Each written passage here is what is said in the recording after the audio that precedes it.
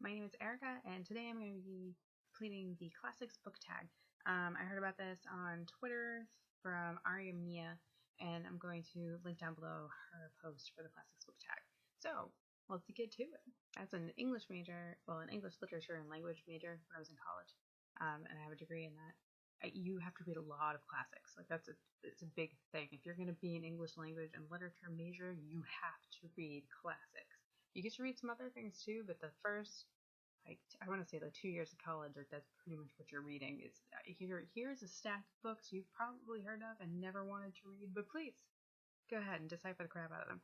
Which, by the way, some of which ruins a book altogether. I read Shakespeare from probably like age 10. I had a thing about when I went to a library, liking to take out really old books, like the ones that smell like an old book and they crack when they open. They're pretty.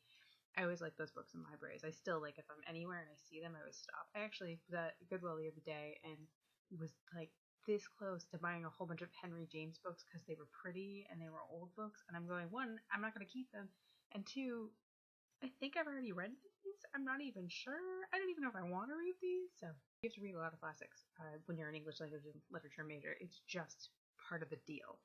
I started reading Shakespeare when I was 10, and I loved reading Shakespeare when I was 10 until I actually read it all through high school too. I used to take up the same book a lot.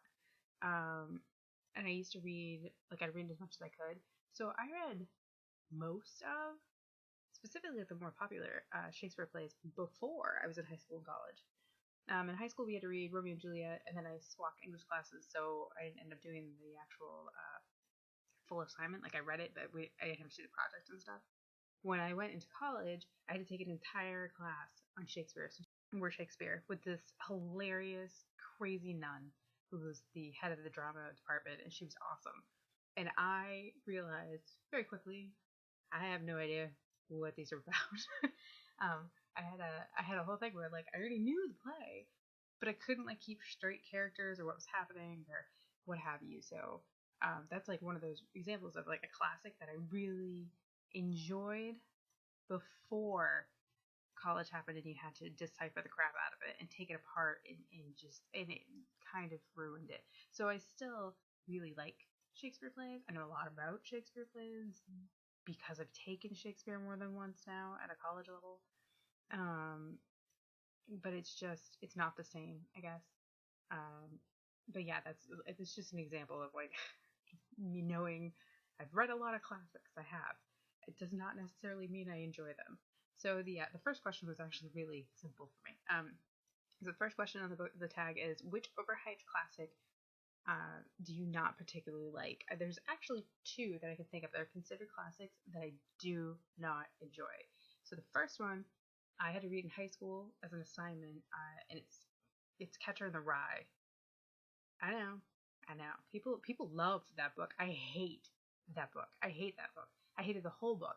Not one part of that book that I liked. The entire time I kept reading it going, why is he such a whiny? I just don't like him. He annoys me. I didn't like the characters.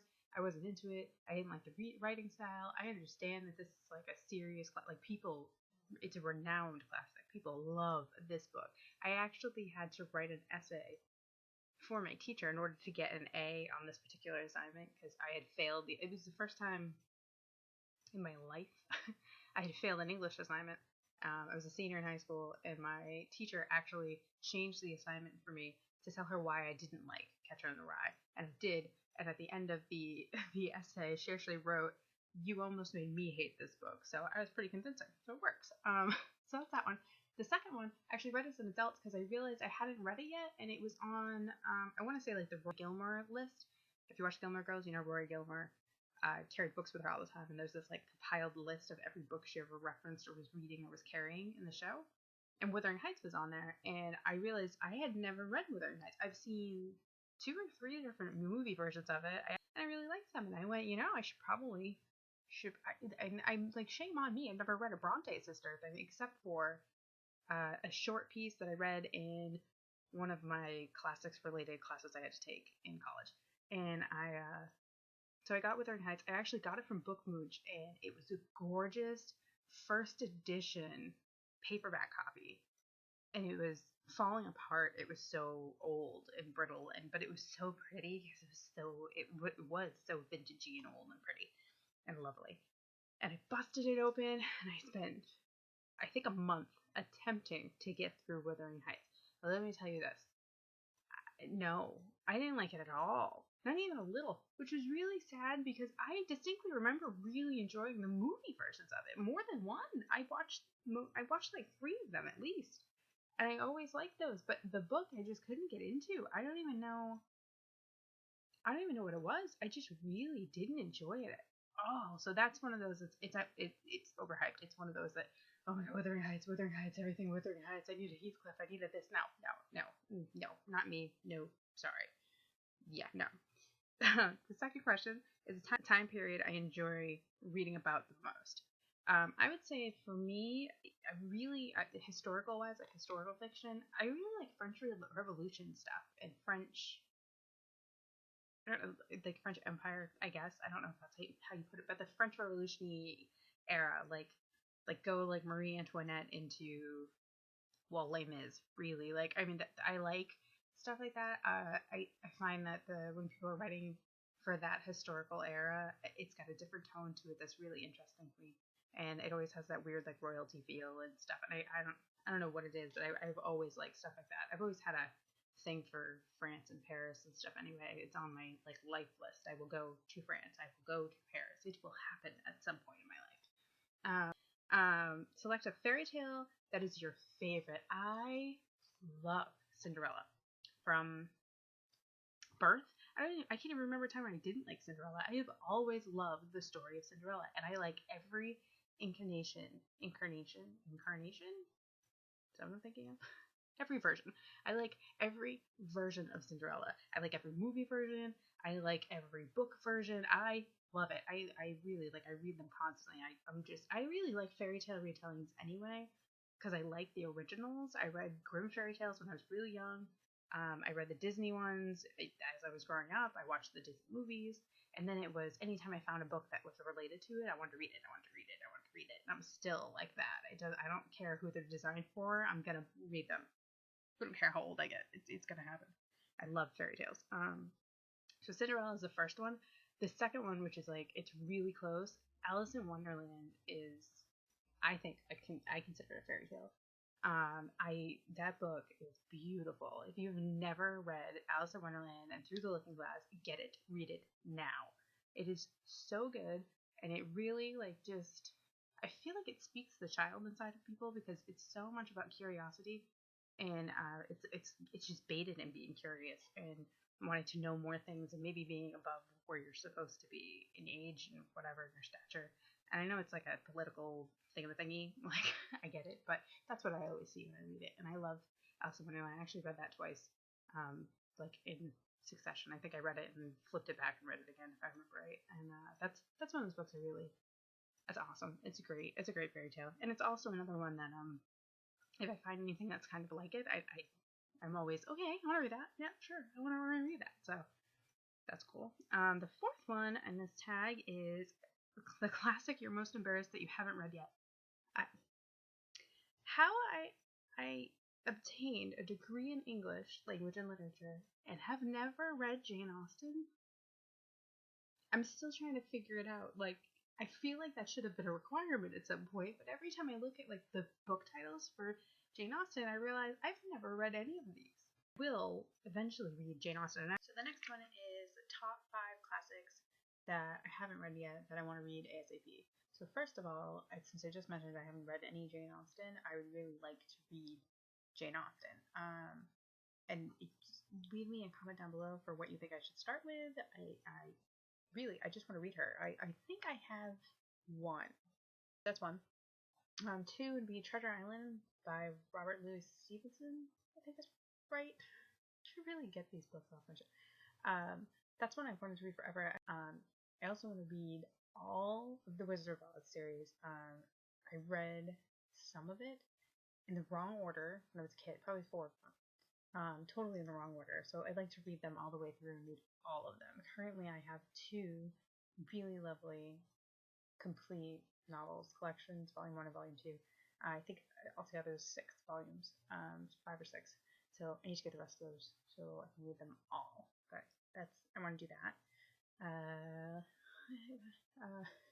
What's the classic that I want to read? Here's one that I haven't read yet that I've owned forever. I have started The Hobbit 8 times, I think. And for whatever reason, I've never finished it. So I've never read the entire Lord of the Rings series. I have the movies. I love them. I remember watching the animated ones when I was a kid. But somehow I've never actually sat down and read those books. So that's a classic series that I'd actually like to read. Apparently, I'm going to read lots of series in my classics being read. I don't know. And number 5, I think this falls into the category of classics, because obviously Harry Potter is considered a classic at this point. I have read the entire Harry Potter series. I read every one of those books after the 3rd one, the day it came out, like within a day or so. Like I just sat down and had to read them the second I got them. So I've read all those, but you know that like extra set they had, like Fantastical Beasts and that stuff that were based on the school books they had, those, I've never read those, so I would actually really like to get my hands on those and read those and add them to my Harry Potter collection. Yeah, a book that is a retelling of a classic, so like a favorite one that's a retelling of a classic. I picked 2 on here too, because again, I love fairy tale retelling, so I picked 2 that are fairy tale retellings. So one is Rose and the Beast by Francesca Lia Block. That is a collection of shorter stories.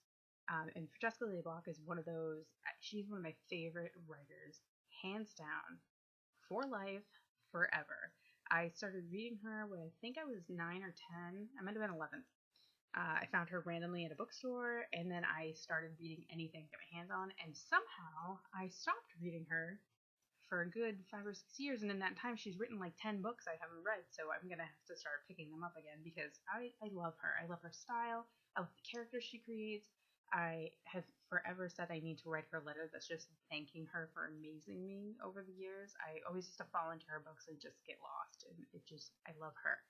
So Rose and the Beast is a retelling of, I mean, you can tell, Beauty and the Beast, Rose and the Beast. Yeah. Starts with that. It's got Snow White in it. It's got Cinderella. It's got all these things. And the best part about it is that every single one of those has an empowered female character. So rather than it being a damsel in distress, these girls are like, yeah, whatever, I got this, I'm fine. So it's a really awesome retelling. It's a really quick read, and that's one of the few books that I still have. That's in a box. In the other room, I have every Francesca Lia Block book I've ever purchased. I still have, because I love her, and those are books I read. I've read that one probably 4 or 5 times. It's really great. The other one that I have here is a more recent one, and that's the Land of Stories series by Chris Cover, and it's seriously one of the best retellings I have read, and it is so funny. It's so heartwarming and lovely. The story is great. It's about 2 siblings and how they go into the Land of Stories, and Land of Stories is where all the fairy tale characters live, and it's just fascinating. And I mean, like, the funniest part to me still is that Mother Goose is a drunk, and it's just, I laugh so hard every time Mother Goose shows up. You actually get, like, there are parts in reading it, as an adult even reading it, that I will read and actually feel for the character. Oh my god, what's gonna happen? Don't get hurt. Like, I'm just, I get into books that way anyway. That's just something. But that's another one that's a really good retelling of a classic. Speaking of fairy tales, and the next one is a movie or TV show that is based on a favorite classic. Movies, I think one of my favorites that's actually based on a classic is 10 Things I Hate About You. That's based on The Taming of the Shrew from Shakespeare, and it's it's one of my favorite movies ever, and it is a pretty good retelling of it, because it tells it in a way that you don't even realize it until you watch it again. Try it once. Read The Taming of the Shrew and then watch 10 Things I Hate About You, and you'll notice that every once in a while the writer actually left some of the Shakespearean lines in there, just barely, just a little, not as much as like Baz Luhrmann did in the Romeo and Juliet remake, which I love. I love that. I still love that. Could have had something to do with the fact that I was completely obsessed with Leonardo DiCaprio, and I still love him, and Claire Danes for that matter, because I love her. just because it was really awesome, and I can still watch it and laugh and enjoy it and cry, and the music is fantastic. And I totally lost my train of thought. What was I talking about? Oh, but the Taming of the Shrew in 10 Things I Hate About You. There are parts where they actually have a little bit of the Shakespearean lines in there, and they even do the homage to Shakespeare in it too, which is pretty cool. So it's pretty. It's a really good. It's a really good retelling. It's a really good movie based on a classic. So let's see. Number 8. Which movie adaptation is the worst of a classic? So I consider Wizard of Oz to be a classic. I think anybody would. And they have done some interesting versions of Wizard of Oz. Now, mind you, The Wizard of Oz starring like Judy Garland is considered a classic movie. Like, I mean, and it's good. That's a good movie. But they do these other ones that it's like, why, stop.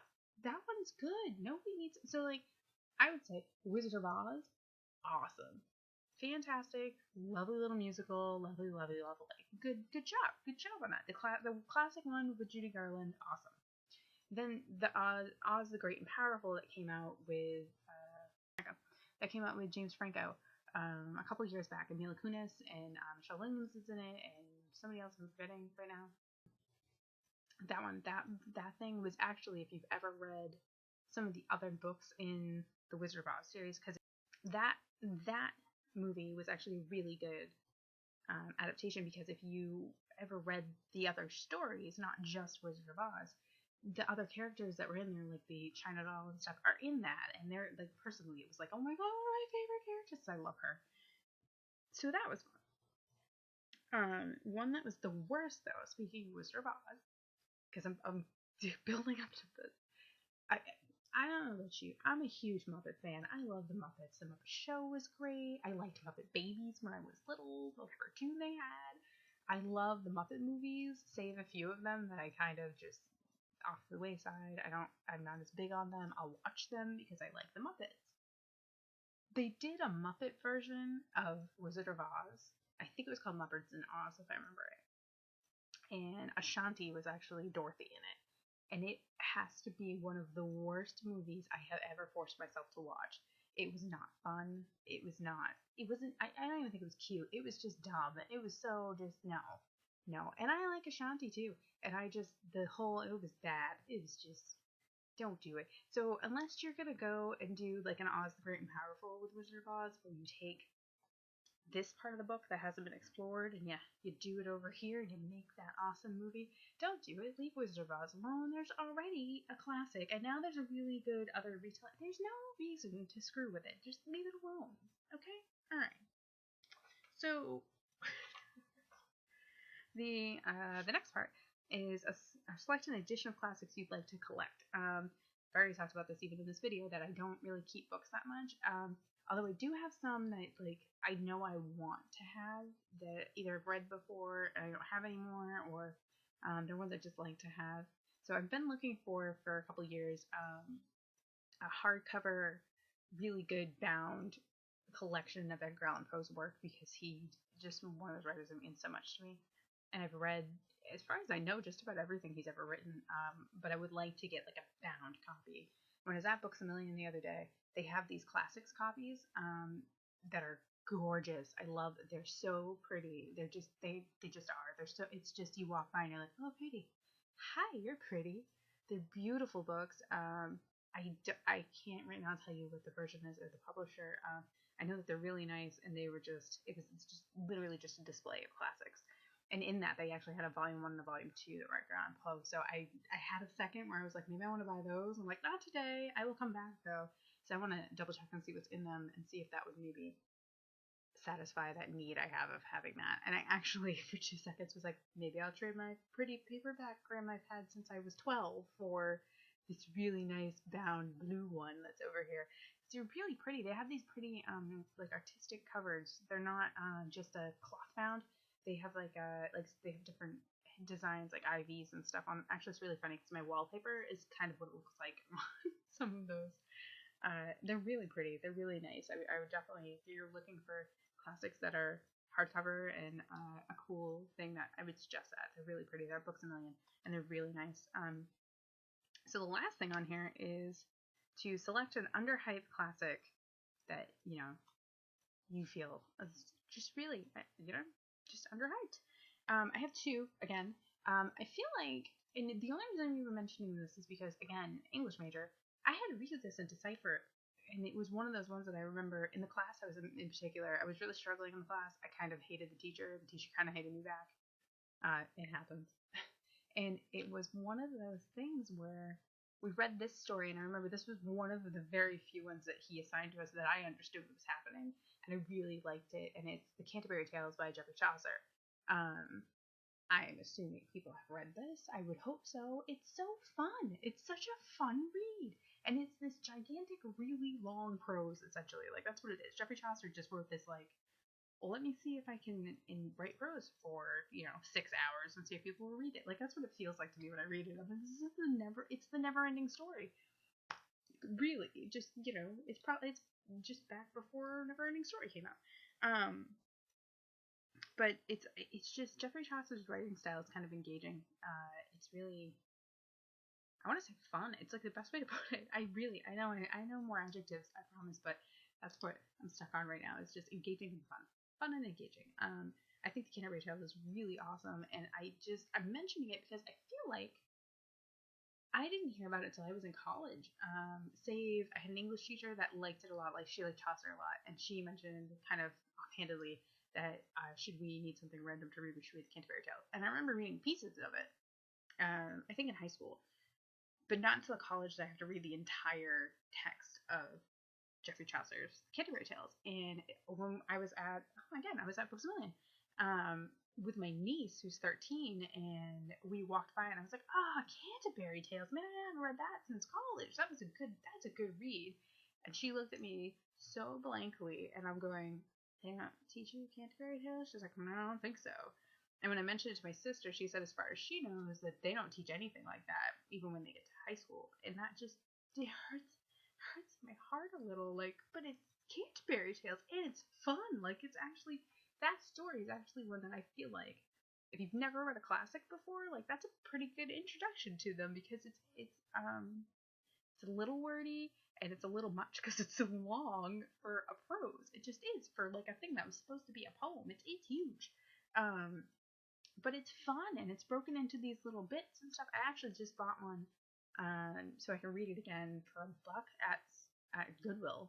And it's actually one that another author went in and wrote a like plain day prose with it, so that you have a modern English version of it to read with it, which I'm really curious to see how that is, because because if you read specifically like classics that are considered like classic British writers, like Shakespeare's and things like that, they got paid by the word.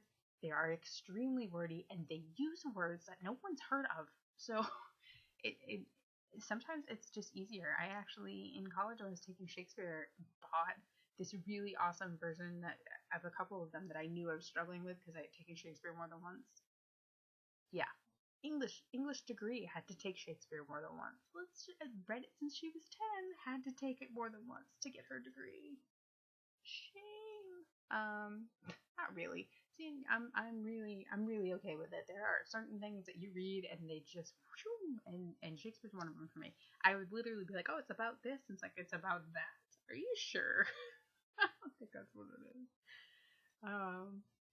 Anyway, but I bought this version of it that had the same type of thing, that had a modern English thing, and it was so much easier to understand. And then I really got it, and I could participate in conversations and stuff, and it was great. So Canterbury Tales is one. The other one, which I guess would be more of a new classic, and this is a classic for me more than anybody else. Okay, so and underhyped only because I know it has really good reviews. It always did. The first time I picked it up, I remember it having really good reviews, but I'm not sure if it's one that people know anymore, and that's Weetzie Bat, which actually Dangerous Angels has all of the Weetzie Bat books in it, and it's by Francesca Lia Block, and it's just fascinating, and it's actually fantasy, and it's super fun, and it should be hyped more. People should read it. It should be required for people to read. It's just awesome, and I would suggest it, and you should read it. That's what I have. So that's the classics tag. I'm not going to tag anybody else. If you want to do it, go ahead. lovely. And pop down below that you did it so I can go watch yours, because I'm curious what other people would answer. I hope you enjoyed it. I'll see you next time. Happy